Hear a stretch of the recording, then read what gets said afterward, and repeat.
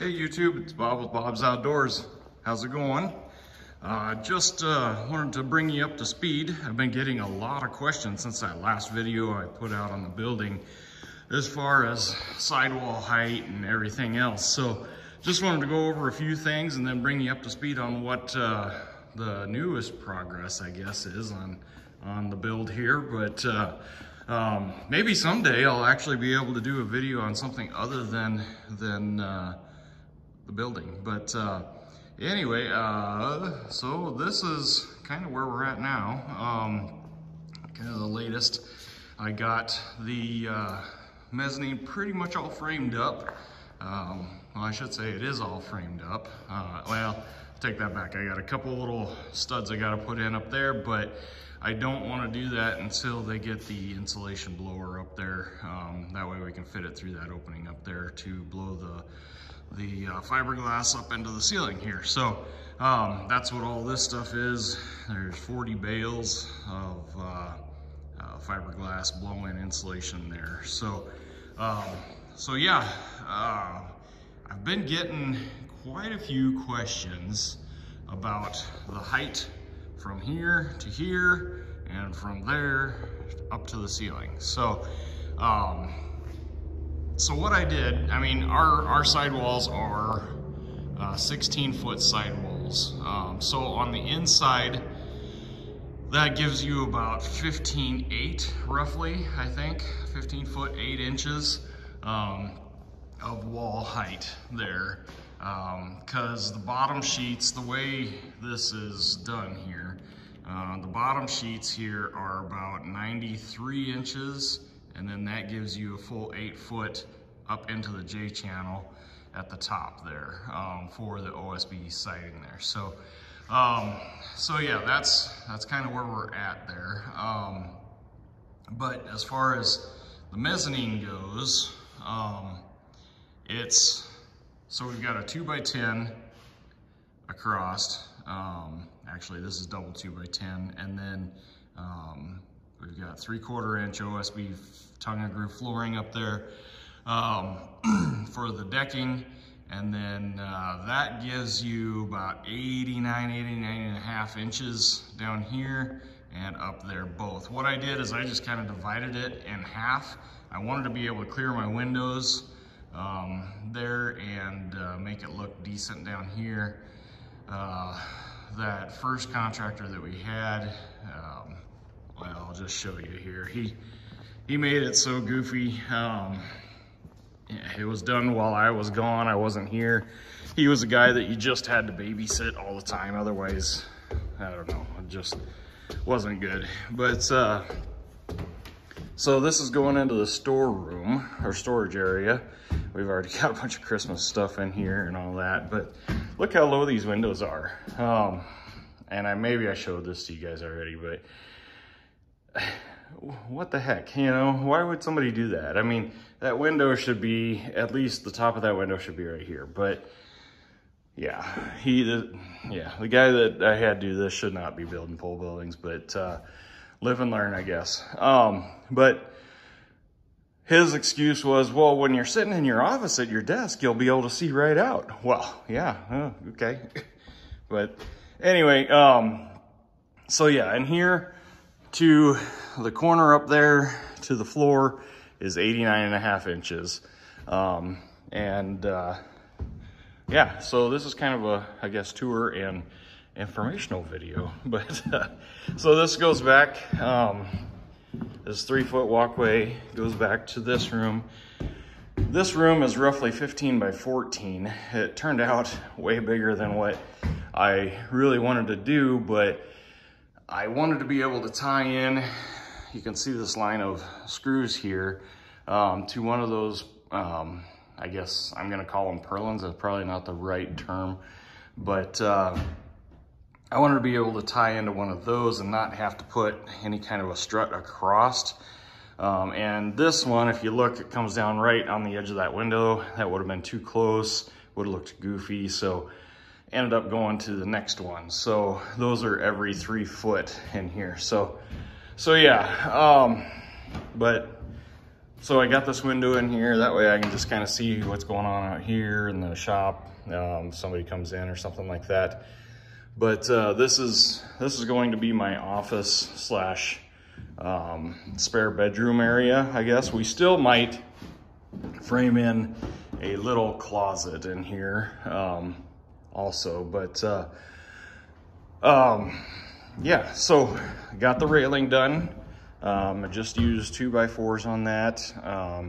Those are triple lagged into the, well, actually I think there's 6 screws into the double 2x10s down below. And then over here, I don't know if you can see if I go, not really. Right here, this railing I made so it's removable.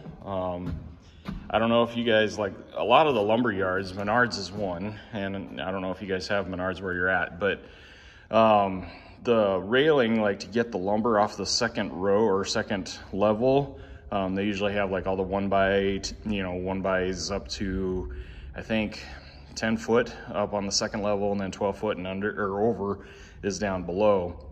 But they just use these cleats, I guess that's what I'm gonna call them, there, and then you can just remove the railing while you're pulling your lumber out or whatever. And in this case, I thought, well, you know what, that'll be pretty slick, because we can take that out. I can lift up a pallet or whatever with the tractor and lift the pallet up so it's level with this, and then we can just haul everything into that storeroom. So that's how I did that. These just slip right back in like that.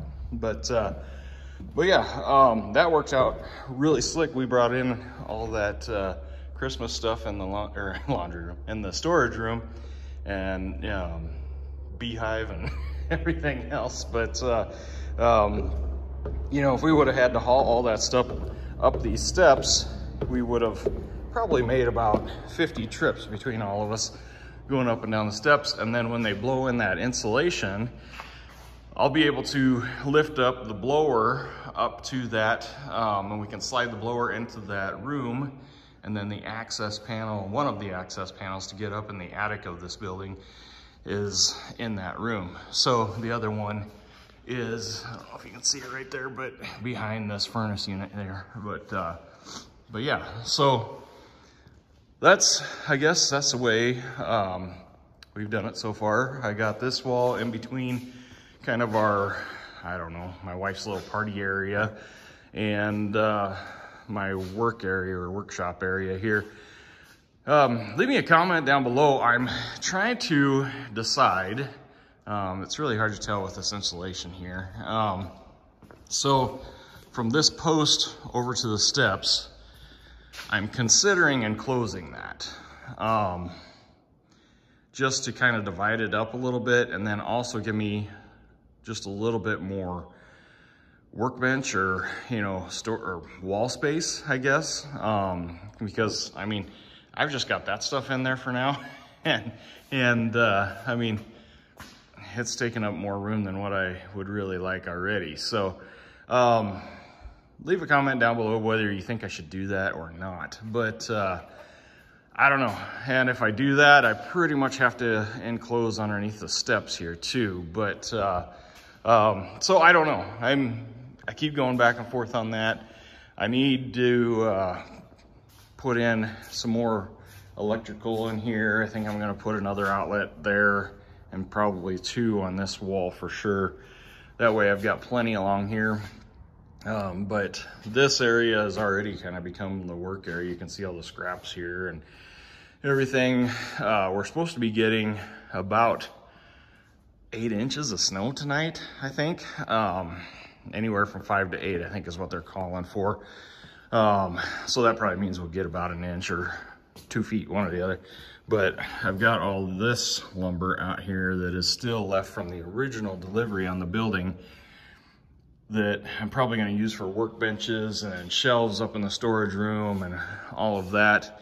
I did go and pick up another, I believe, 34 sheets of OSB. the other day. So I think I've still got another 35 sheets prepaid at Menards that I need to pick up. But you know, all these contractors that are telling you that prices have gone up and blah, blah, blah, you know, for materials, well, at least on lumber and steel in my area, it has gone way down. We bought this lumber way back originally, or the OSB, and that's all I'm going to talk about for now. But all the prices have gone way down since we bought this building. But OSB, when we originally bought it back in, I believe it was March of last year, we paid $49 a sheet. I prepaid 101 sheets or 103 sheets. It's kind of an odd number, whatever it was. And it was crazy. And we were like, what are we doing? But in hindsight, that has actually worked out pretty good, because we haven't had to really buy anything for the building since we bought this stuff, because we were able to return a lot of the materials once they started getting cheaper. Like the OSB, for instance, I think we returned it 3 or 4 times from the original $49 that we bought it at.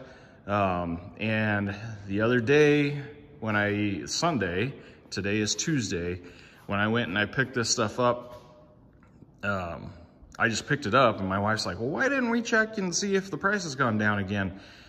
Well, it had gone down to like 14 something a sheet. The other day, it was $10.49 a sheet. So my wife went in again with our invoice, returned it again, and bought it back and got another $275 or something like that in in-store credit back. So that in-store credit money will go towards, you know, probably finishing the office or whatever we need it to go to, I guess. But yeah, it's coming. I hate, you can see I've got OSB kind of everywhere, you know. That was the only stretch that I really did to completion, I guess, and that's not even technically complete yet, because I still need to finish up right there. But like I said, I don't want to make that opening any smaller until the roof insulation is blown in. But hanging this OSB is a pain in the rear. There is just not a good way to do it. I was all pumped up. I have that man basket I've showed in some of my other videos that sits on the forks. All it is one of those chemical, I can't think of what they're called now. The aluminum baskets. Maybe we can see it out the window over here. But yeah, sitting over there next to the house. Let's see, zoom in, right there. But I use that, you know, for getting up high and putting Christmas decorations on, you know, blah, blah, blah. I thought that was going to work out great, because I could put the forks on the tractor, put the basket on the tractor, and yes, it's all secured to the forks with a chain and straps, all of that. Get in the basket, and the tines on the forks would stick out past where the OSB is, so I could rest the OSB on there, have somebody put me up against the wall, and then just basically lean the sheet up and screw it in. Well, the tines on the forks only stick out about a 1/2 inch to 1 inch past the basket, so that just doesn't work. And so then you're trying to hold the sheet, and it's, you know, 8 foot off the ground or 93 inches off the ground, and screw that to the wall.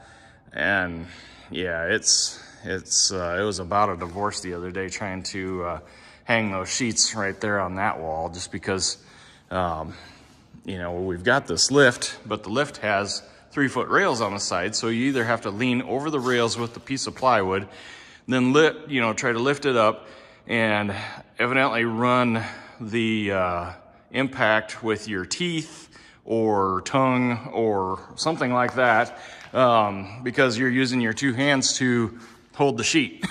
It just doesn't work by yourself very well. What we did over there is I ended up mounting some 2x4s, I guess perpendicular to that 2x10 board there, the joist, and setting the sheets basically on top of that. And that actually worked pretty well. But that's what's kind of been my holdup on getting all this OSB hung. I have got so much to hang, and I don't know.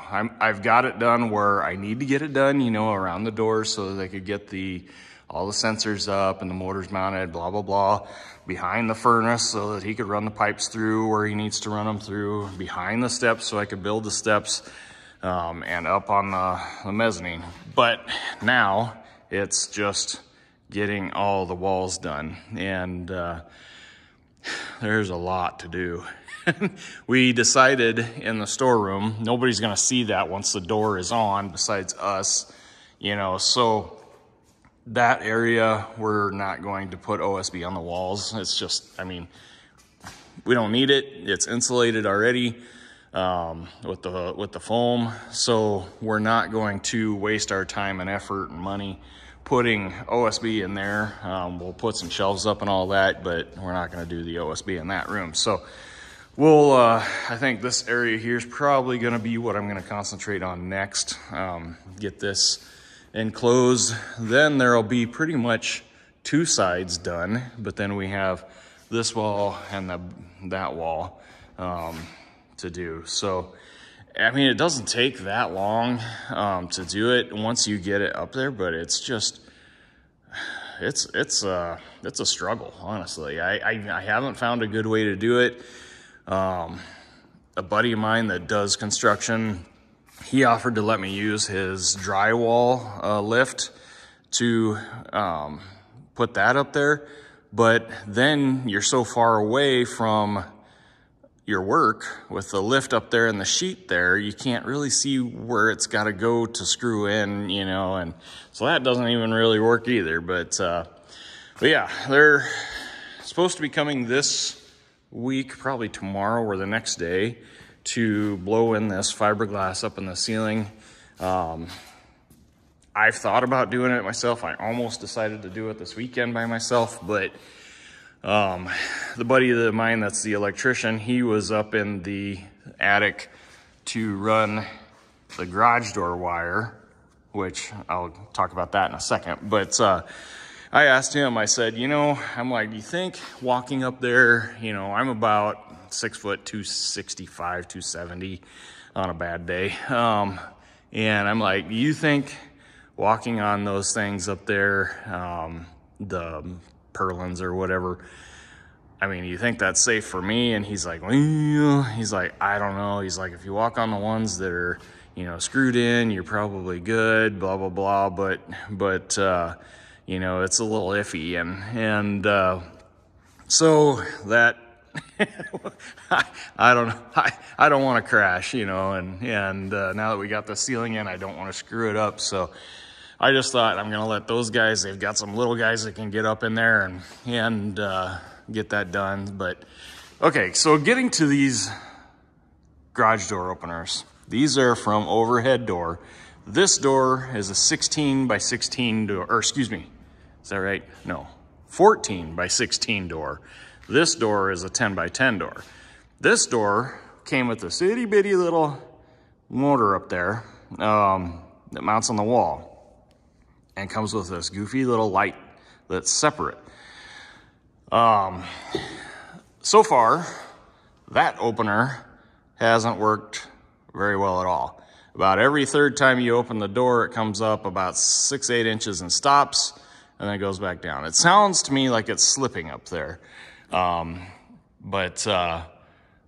they had a heck of a time getting that to seal at the bottom, because once they put the door in, it was like the opener in, it was like it was crooked down here at the bottom. But they finally got it to seal, but now I don't know if something's on a bind up there or what, but I have not been impressed. But the other thing, okay, so on this opener. That's a big commercial opener for this 14 by 16 door. Okay, so they show up to put in my openers, and they mount the opener and everything. There's two guys, and they're like, okay, yep, we got it mounted for you. Well, I'm like, don't you need to set the limits on it, you know, so it'll go up and down the correct height or whatever? And well, you know, you're gonna have an electrician come in and hook it up. I'm like, what? I'm like, it doesn't come with a wire or a cord or a plug-in or a pigtail or anything? No, it's commercial. Commercial ones don't come with that. I'm like, that is the dumbest thing I've ever heard. I'm like, why would I order door openers without cords? Or, I mean, they don't mention that to you when you're buying the doors, you know, that you need to have an electrician come back and hook it up, blah, blah, blah.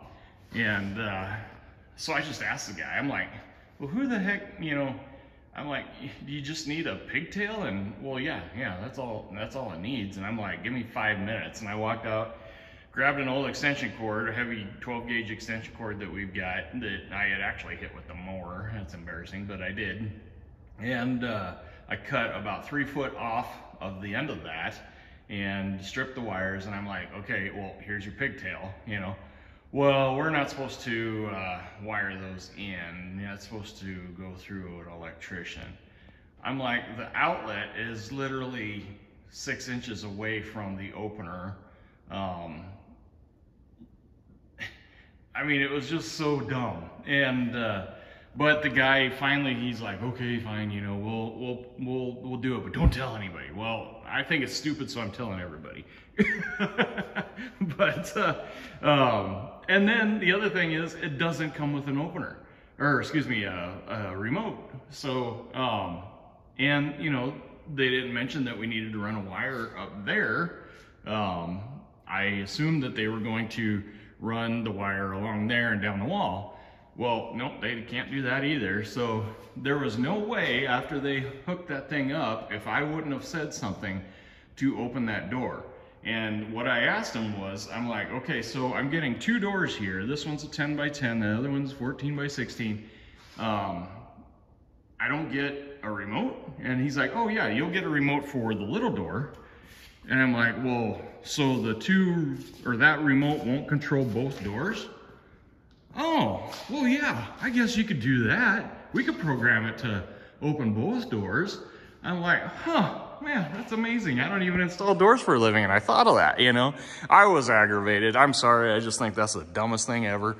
But there still was no, so then the only way to open it was with the remote for the pickup.